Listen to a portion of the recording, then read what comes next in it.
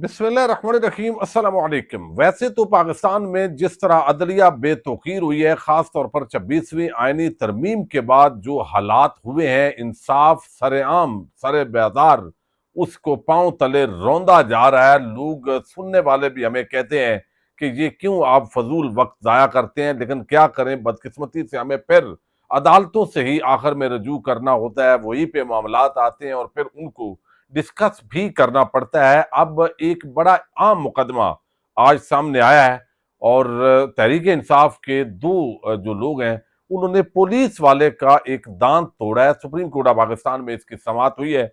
दिलचस्प मुकदमा है, इस पे भी बात करेंगे। दूसरी तरफ अहमद नूरानी के भाई जिनको अगवा किया गया है, जो लापता है, अब उनका केस मजीद खतरनाक हो गया और ये खतरनाक किसी और ने नहीं बनाया बल्कि इस्लामाबाद हाई कोर्ट के एक जज ने बना दिया है, जिससे अंदाजा होता है कि 26वीं आनी तरमीम के जो जज आए हैं बेनिफिशरी, वो इंसाफ देने के बजाय किसी और वजह से आए हैं। वो भी आपके सामने रखना है। और वकला ने आग भड़का दी है और आज सिंध पंजाब सरहद बंद कर दी गई है। इस वक्त ताज़ा तरीन डेवलपमेंट क्या है वो आपके सामने रखनी है। बहुत सारी ऐसी चीजें होती हैं जो हम डिस्कस करते हैं। कई लोगों के लिए वो समझते हैं कि ये फजूल में वक्त जाया हो रहा है, आप एम ही बात कर रहे हैं और बार बार वो बात कर रहे हैं। जैसे मैं एक किसान का बेटा हूं, तो उस हैसियत से मैं हमेशा जो है वो बात करूंगा, क्योंकि मुझे अंदाजा है कि जिस तरह अब गंदम जितनी मुश्किल से तैयार हुई है, 6 महीने की मेहनत है, और वो कहते हैं कि जिस खेत से दहकां को मुयस्सर न हो रोजी, उस खेत के हर होशाए गंदम को जला दो।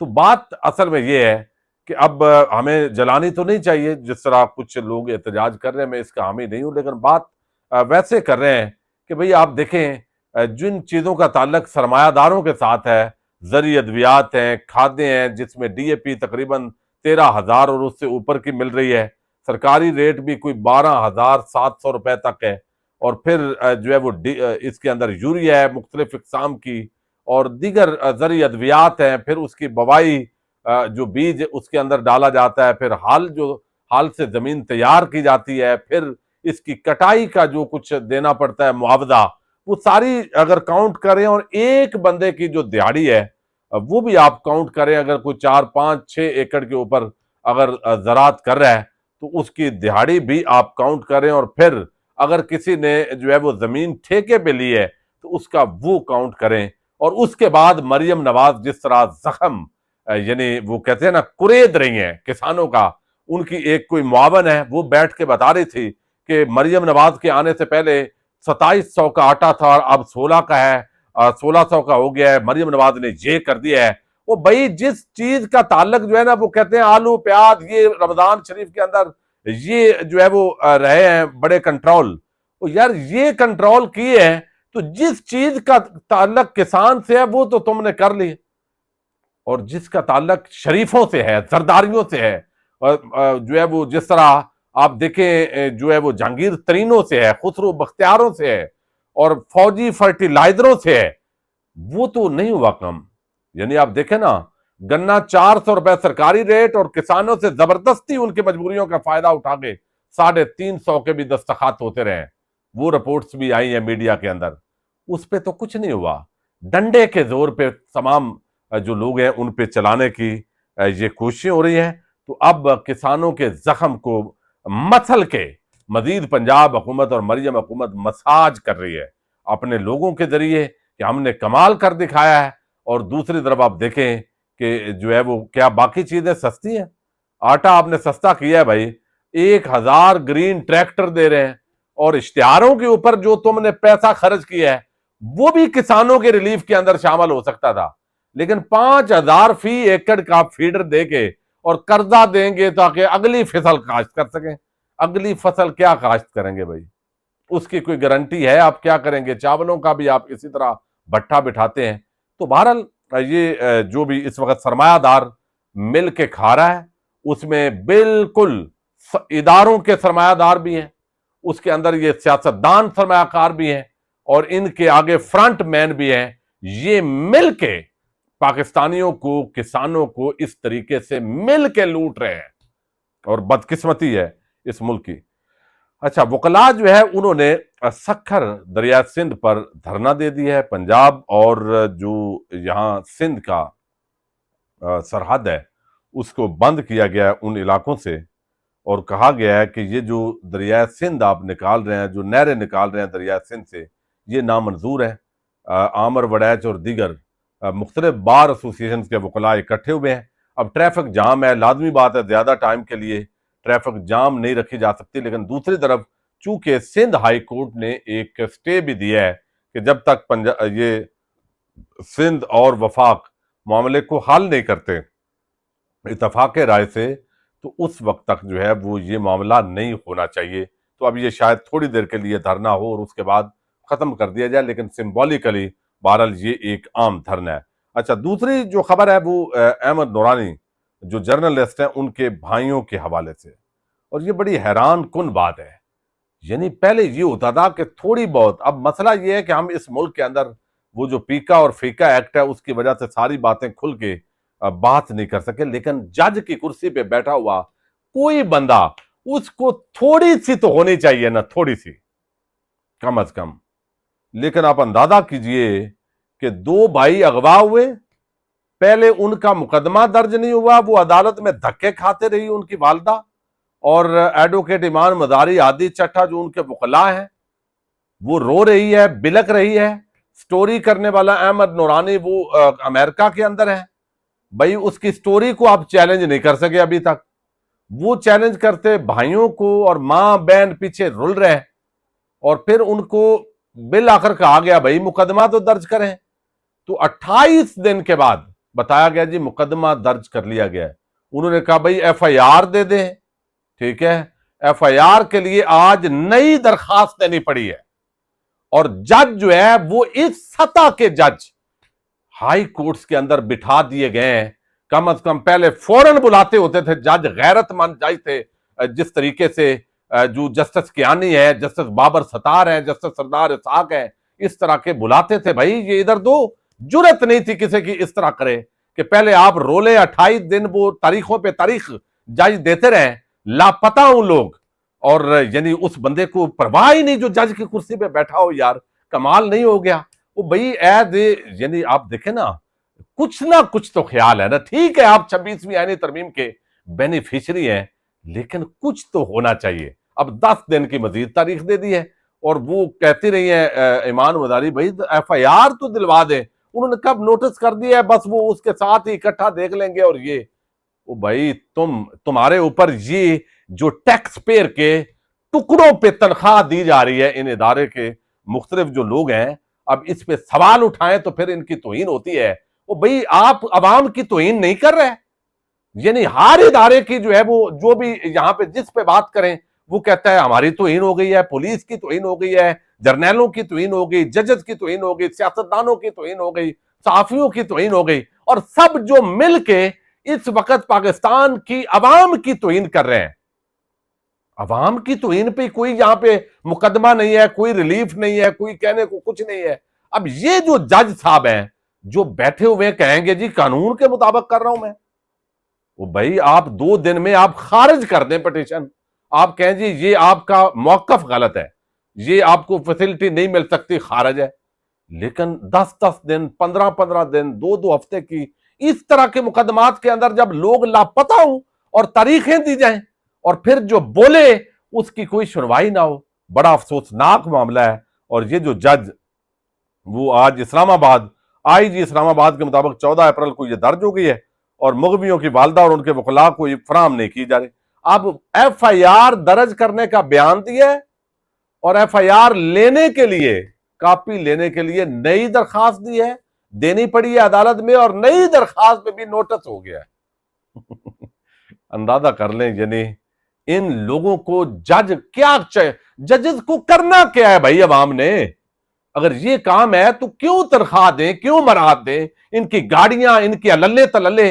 इस तरह के एक गांव का आम बुजुर्ग आदमी, जो बुजुर्ग है, बूढ़ा आदमी, या जो संजीदा लोग हैं ना, वो जो पढ़े, हम उसको बोलते हैं पंचायत पंजाबी में, यकीन मानिए वो इस्लामाबाद हाईकोर्ट के इन सारे जजेस को, सुप्रीम कोर्ट के जजेस को यहां से फारग कीजिए, 5-5 वो बाबे और सुलझे हुए लोग वहां बिठा दें, और साथ लिखने वाले फैसला बिठा दें। आपके मुकदमात ऐसे दिनों में खत्म हो गए और इतने दानशमंदाना वो फैसले होंगे। ये तो एक बड़ा अजीब लंजड़ किस्म का सिस्टम है जिसमें लोग रुल जाते हैं। दादे का मुकदमा, फिर जो है वो बेटा, फिर आगे पोते, और एक नस्लें दलील हो रही हैं।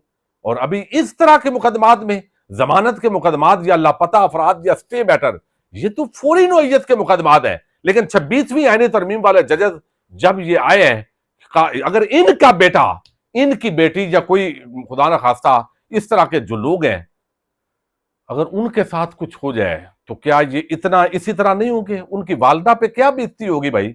अहमद नूरानी से तुम्हारा गिला शिकवा है तो उससे कीजिए। भाइयों का क्या कसूर है? वालदा को बैंड का क्या कसूर है? तो ये इस वक्त जो है ना, इतना अदालती निजाम डिस्क्रेडिट हो गया है कि इन जजेस को फारग करके दानिशमंद किस्म के जो लोग हैं वो 2-2, 4-4 अदालतों में बिठा दें और आपके चंद महीनों के अंदर ये जो लाखों मुकदमात हैं ये खत्म हो सकते हैं। और शायद पाकिस्तानी कौम को बिल आखिर इसी तरफ बढ़ना पड़ेगा और आइन के अंदर ये बड़ी तरमीम की जरूरत है। अफसोसनाक पहलू है। अच्छा, अब दूसरी तरफ जो है ये मामला हुआ है और फिर आज एक आप देखिए लतीफे पे लतीफ है। सुप्रीम कोर्ट ऑफ पाकिस्तान में 9 मई के मुकदमात सुने जा रहे हैं, कुछ अपीलें आई हुई हैं। वहां भी यही तमाशा है। जैसे याहिया अफरीदी साहब, बाकी जजेस, वो जितने इंडिपेंडेंट जो आइन और कानून को कुछ जानने वाले जजेस हैं, जस्टिस मंसूर अली शाह या जस्टिस मुनीब अख्तर, जस्टिस अतर मिनल्ला, जस्टिस आयशा मलक या दीगर हसन अजहर रिजवी या इस तरह के जो जजेस हैं, उनके सामने वो मुकदमे ही नहीं लगने दे रहे। उधर आईनी बेंच को बिठा दिया है कि आप आइन के बखिए उधेड़े उनके शिकों के और सारे, और इधर बिठा दिया है। अब मसला ये है, कोई पाकिस्तान का आम आदमी, हर पाकिस्तानी की इसके जरिए तौहीन की जा रही है। लेकिन वो कहते हैं भाई हमारी तौहीन नहीं हो सकती। पाकिस्तानियों की 8 फरवरी को तौहीन हुई है, उसके बाद भी और पहले भी मुसलसल हो रही है। अब इस पे जो है वो पुरामन तरीके से बात करने पे भी पीका फीका आ जाता है। अब ये मुकदमा अजीब, जैसे कल सेनेटर एजाज चौधरी वाली बात है, वो भाई इंटरव्यू बाद में दिया उन्होंने, बात बाद में हुई, तो आपने मुकदमा दिया हुआ है, इश्तियाल दिलाया साजिश की, और वो बात कर रहे थे और फलां ने सुन लिया था, और उस पे बंदा 2-2.5 साल से जेल में है। जुर्रत नहीं हुई जज को, ओ भाई ये कोई बात है? फौरन रिलीज करें उस बंदे को। और लेकिन क्या करें, इतना, यानी एक अडयाला का सुपरिटेंडेंट अडयाला जेल, वो इस वक्त चीफ जस्टिस ऑफ पाकिस्तान के जो अहकामात हैं उनको रौंद रहा है। पोजीशन ये है। अब आज जो है वो बात यह है कि अली रजा और जैनुल आबिदीन, ये 9 मई के मुकदमात सारे जब खुलेंगे ना, यही इसमें रंडी रोने निकलेंगे। चंद लोग हैं जिन्होंने पता है कोई आग अंदर लगी हुई है या पहुंच गए बाद में कुछ तमाशा देखने बाहर से पहुंच गए, वो चंद लोग हैं। अगर आप समझते हैं कानून को उन्होंने वायोलेट किया है तो उन पे मुकदमा। बाकी जो है वो 35,000 बंदा जब आप शामिल करेंगे, सबूत होगा कोई नहीं, बस रगड़ने ही एक मकसद होगा। तो अब यहां पे रजा अली और जैनुल आबिदीन पर एक ही पुलिस अफसर का दांत तोड़ने का इल्जाम है। दांत एक है जी पुलिस अफसर का, तोड़ा 2 बंदों ने है। अब ये 9 मई का मुकदमा है और बंदे जेल में, यानी अंदर है। एफआईआर में नामजद भी नहीं है, चूंकि नामजद जब नहीं करेंगे, आप लिख देंगे 10,000 नामालूम, तो इसका मतलब है जो थोड़ा सा उठेगा एहतजाज करेगा बाद में, उसको 9 मई में डाल देंगे। 9 मई तो एक बिजनेस बना दिया है। यानी यहां पे हमारे बहुत सारे जो साहिबान हैं, उन्होंने बाद में, चूंकि बहुत सारे लोगों के हवाले से जब ये सारी कहानियां खुलेंगी तो बड़े इसके अंदर पहलू निकलेंगे। कुछ जैनवन मुकदमात भी होंगे, लेकिन बाकी तो ओवरऑल लगता है कि भाई मुखालफिन को रगड़ना है, बस उसके अंदर डाल दें 9 मई। और पुलिस और कौन कौन डराता रहा है आम लोगों को, बिजनेसमैनों को, इस तरह की कई रिपोर्ट्स आई हैं। तो इससे 9 मई के मुकदमात को एक बड़ा अजीब किस्म का जो है वो बना दिया है अवाम की नजरों में, यानी उसको मजीद उसका वेटेज कम कर दिया गया। अब पुलिस अफसर जो है सईद बलोच साहब है, इन्होंने रिपोर्ट किया, रिपोर्टर है सुप्रीम कोर्ट के, कि रजा अली 9 मई मुकदमात के शगुफे। ये रजा अली और जैनुल आबिदीन पर एक ही पुलिस अफसर का दांत तोड़ने का इल्जाम है। पुलिस अफसर ने दांत तोड़ने के जुर्म में पहले जैनुल आबिदीन को शनाख्त किया, बाद में रजा अली को। ठीक है, एक ही काम 2 मुख्तलिफ लोग कैसे कर सकते हैं? एफआईआर के मुताबिक शनाख्त करने वाला पुलिस एहलकार तो जख्मी भी नहीं हुआ, एफआईआर में नामजद भी नहीं है, बाद में शनाख्त करके बंदों को डाला है। स्पेशल प्रोसिक्यूटर कहते हैं कि रजा अली को जनाह हाउस में गिरफ्तार किया गया। रजा अली तो वाकया के वक्त निजी होटल में था, जिसका रिकॉर्ड भी मौजूद है। ये सुमेर खोसा जो है, उन्होंने आज इसका दिया है। वो बंदा वहां मौजूद नहीं है, उनका ये कहना है, और फिर उसको मुरतब कर दिया। अब ये मुझे बताइए, सुप्रीम कोर्ट, हाई कोर्ट या नीचे जो जजेस हैं वो अंधे गूंगे बहरे हैं, तनख्वाहें नहीं ले रहे टैक्स पेयर के पैसे पे, तो इसके बावजूद इंसाफ क्यों नहीं हो रहा? ये केसेस क्यों जल्दी नहीं निपट रहे? और पहले 2-2.5 साल करने के बाद अब फौरन 4 महीने में हम ये खत्म कर रहे हैं, 25,000 बंदा ये कर रहे हैं। तो पूरा सिस्टम यरगमाल हो चुका है भाई। उस सारे मामले को देखना है और हर एक को अपना कानून करना है, ताकि ये हार्ड स्टेट बनाई जा सके। जो आर्मी चीफ ने कहा, हार्ड स्टेट का मतलब है जिसका जो काम है वो करे और नाजायज कामों के अंदर वो पीछे हट जाए। तो अगर तो हार्ड स्टेट ये है, तो भाई स्टेट होती ये है, तो ये तो सारा कुछ आइन में है। तो काश इस तकरीर पर अमल भी जो है वो नसीब हो सबको। पाकिस्तान जिंदाबाद।